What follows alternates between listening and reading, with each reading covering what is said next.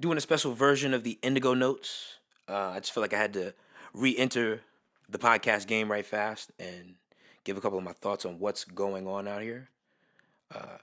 YouTube suppresses my views, so I know I'm not gonna get a whole bunch of views for this. I'm not really concerned about that. Fuck all that.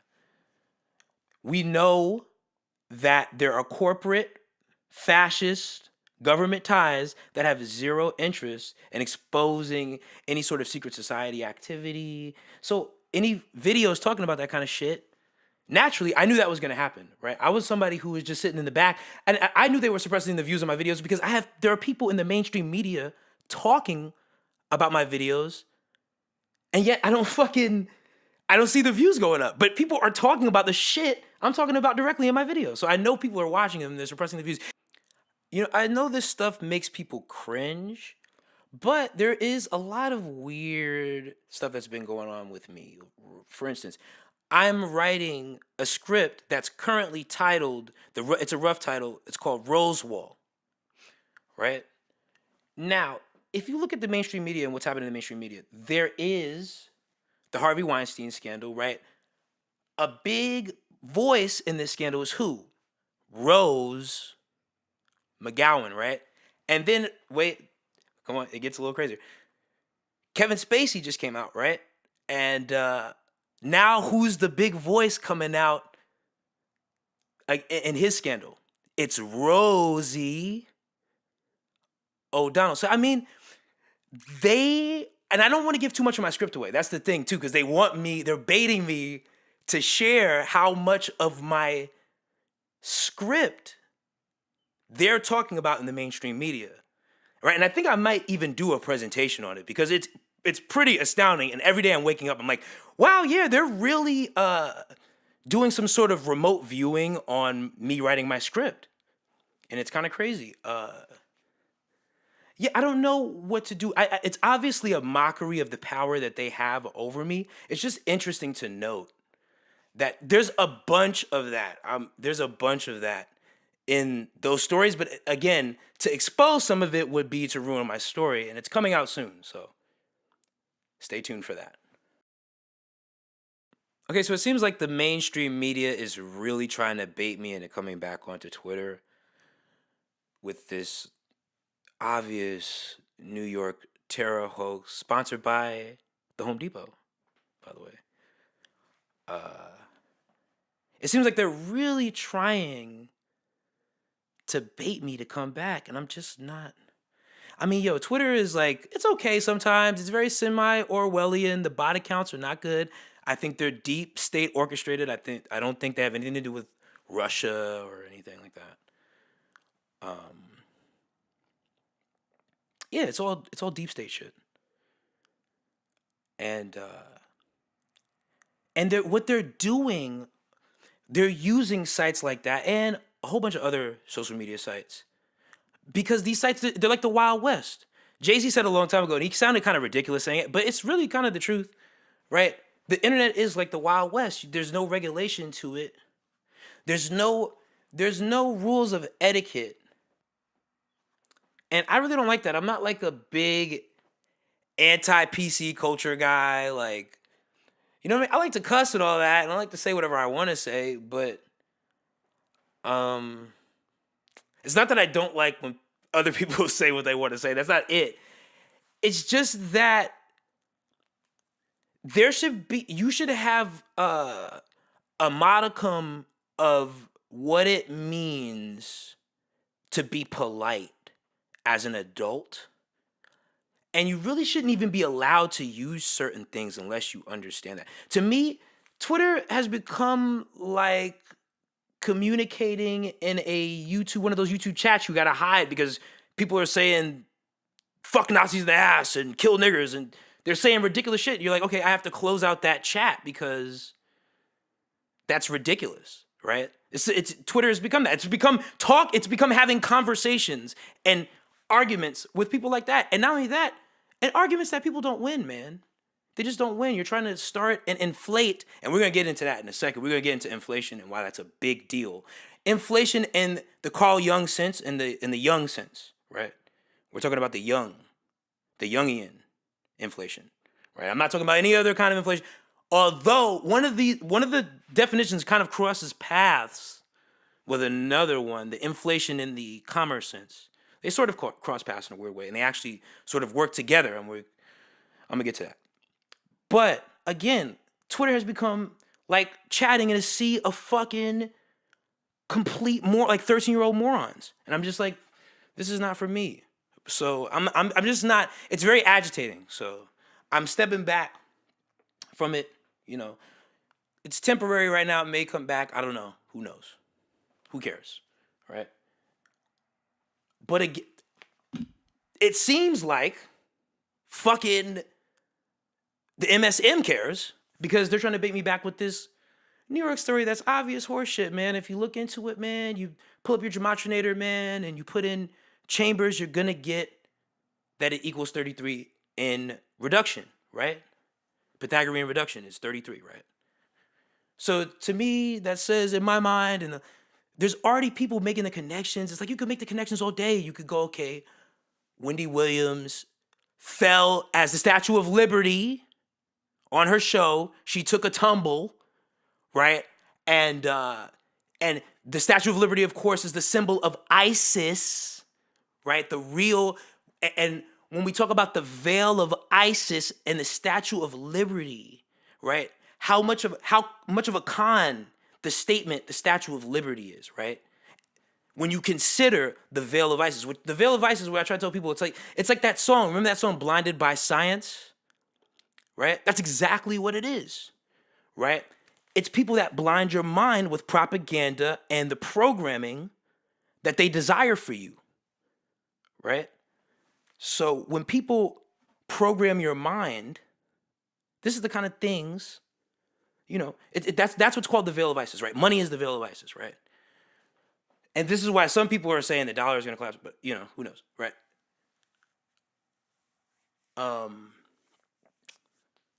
Really, what it was a symbol of, when I seen it yesterday, when I saw Wendy Williams take a tumble in that Statue of Liberty costume, I said, there's going to be a terror attack in New York. And I didn't tweet it. And you know why I didn't tweet it? Because I realized what was happening.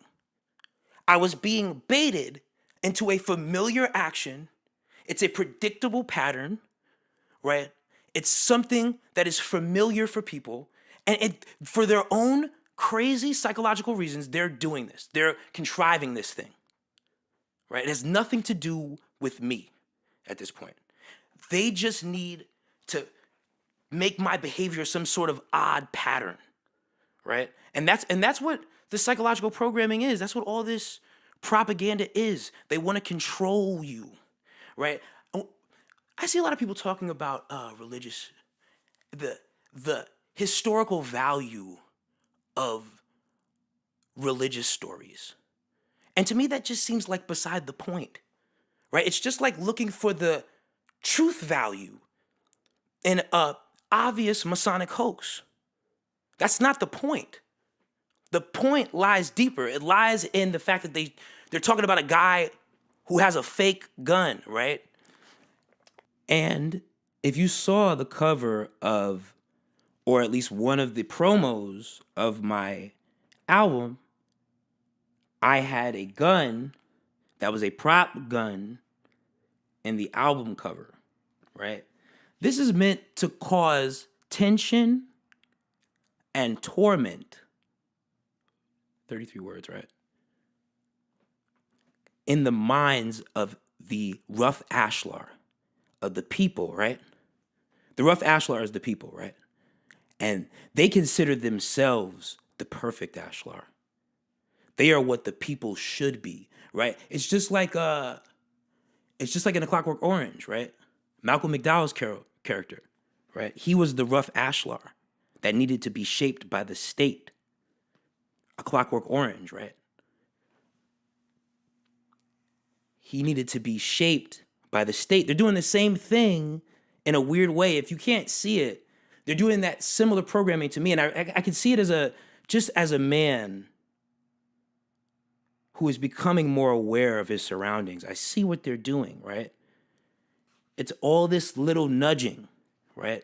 The story is more about the nudging than it is. Also, what's the other big point in that story, right? It's the fact that New Yorkers have moved on. That they, not even that they moved on, but that their spirit hasn't been broken by this terror, right?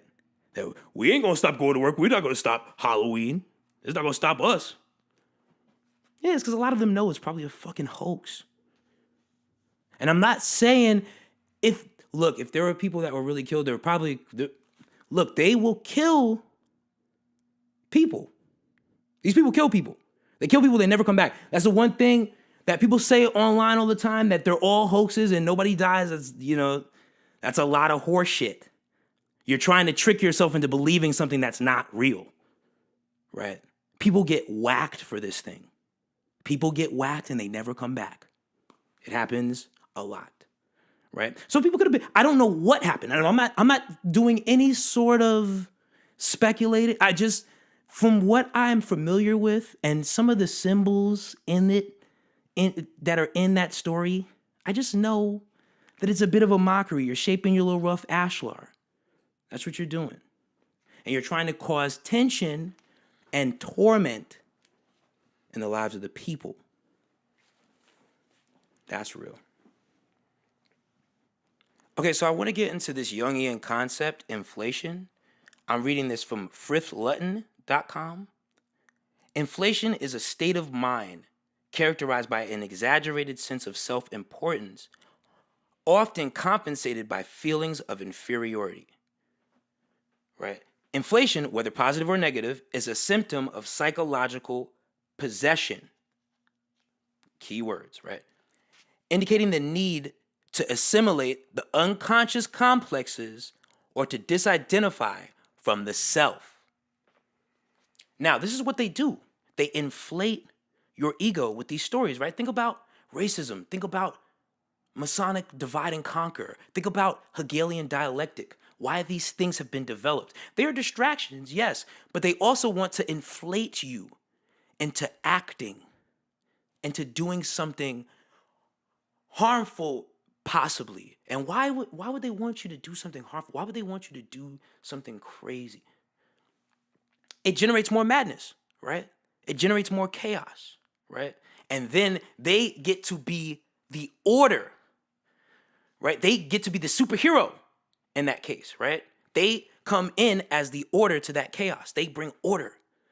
I'm here to restore the order. Now they have a place, right? And this gives them a place. So when people are inflating you, and Twitter is just an app that is used to inflate people's egos, right? They just say all kind of shit about you. Everything you fucking say, everybody's got a fucking another thing they got going on, and another idea, another devil's advocate idea that they got. It's just like everybody's always challenging you, and everybody's always attacking you, right? And that's to inflate your ego. So you get to an impossible point, right? To where you can't reason because people are not going to take you seriously in a super inflated self. Think about these rappers. Think about how people look at some of these rap niggas. Like, think about how people look at some of these guys, right? They walk around with all this money and all these big chains and these cars. And I'm not gonna hate. I like it. I like to see niggas get money doing. A lot of people don't like that shit. They see that shit and they say, "Look at that nigga. Who the fuck do you think is big hot shot, right? With his fucking ride and his shit, right?" That's what they say. Yeah.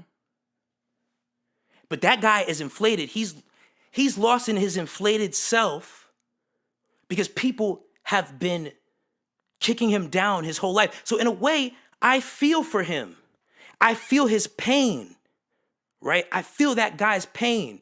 And I want to do the same thing sometimes. Sometimes I want to slap somebody with a fucking fistful of money. That's why I didn't feel Hov when he was on that shit with the money phone and all that shit. And yeah, nigga, you were a Sprint, all this shit. Okay, we get it. Right. But, the ego is so obvious in most of these rap niggas, right, that they don't realize that a lot of people can see through that facade and they know that you're just a guy in pain and a lot of people have tormented you, but you're taking it out by just buying further into the devil. And, that is what it is, man. I mean, we all are addicted to this beast, QTip attacked me on his album, right? And I've done nothing but praise that guy, right? These people who are at that higher level, at that capstone, they're not nice folks, I guess, right? He attacked me, and I've done nothing but praise him and his group, and I've done nothing but shower them with praise. When Fife died, I kept their spirit alive on Twitter, talking about all the shit that they did, and he just fucking jumped out there and dissed me, man. He did on that song Ego. He was talking about the ego or whatever, and he was talking about how like everybody knows my name, my Twitter name is Egoless Indigo, right? And on one of the verses, he was talking about this guy who was losing weight, and he's like trying to, right? And I realized when I'm listening to this verse, I'm like, yo, he's fucking talking about me. This guy's talking about me, right? And he's trying to inflate me, right? Where he's trying to awaken that ego and trying to get me to contradict myself. So when I realize when this black man is not helping me, this black man isn't helping me, right? This black man, this native tongue, whatever the fuck he calls himself, Zulu Nation, whatever the fuck. This guy, Muslim, whatever the fuck, brother, whatever the fuck. This brother is another, right? This brother, instead of helping a talented young man, what did he do? He tried to prove that you're not egoless by inflating my ego.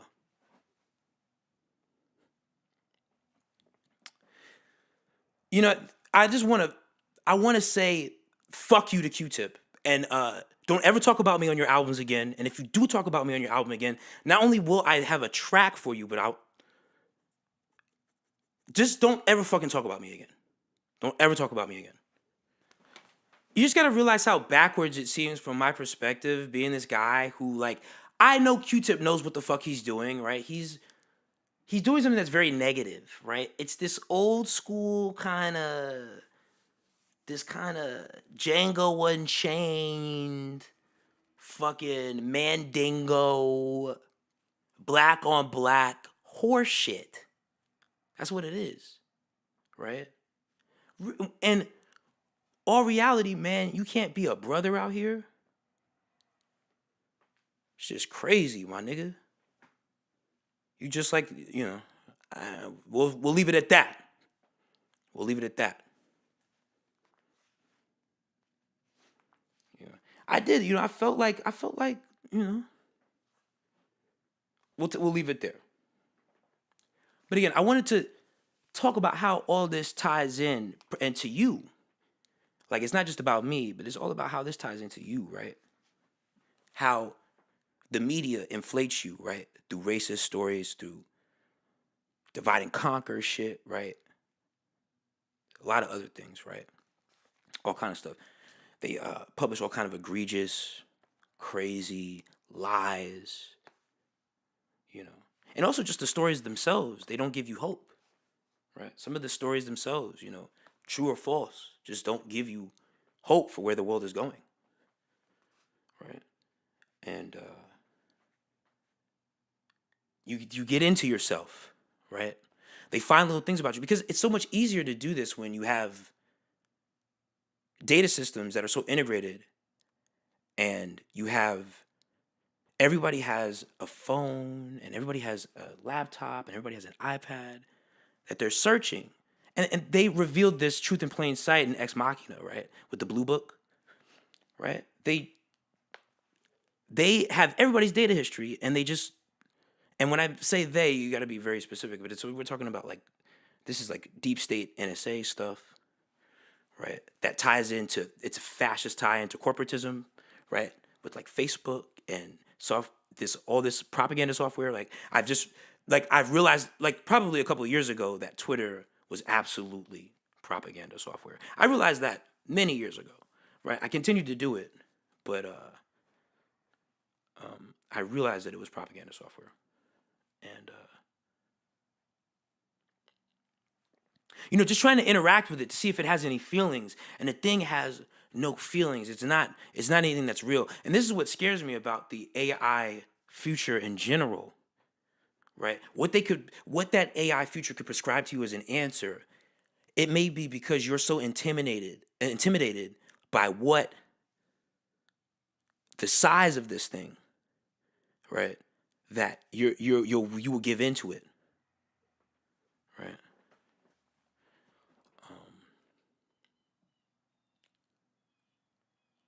So you have to watch being inflated, right? Inflated is a lot like it's almost like demon possession in a weird way. Your ego is like a mini demon in a lot of ways, right? I had a weird situation a couple of days ago where I thought some guy was talking about me, and I just reacted in a very crazy kind of way, and it was unhinged, right? And this is almost like something I couldn't control, right? You become, the ego possesses what is a natural state of peace, right? There is a natural state of calm in a lot of people that, when I see this sort of witchcraft and that's what I can just call it at this point, right?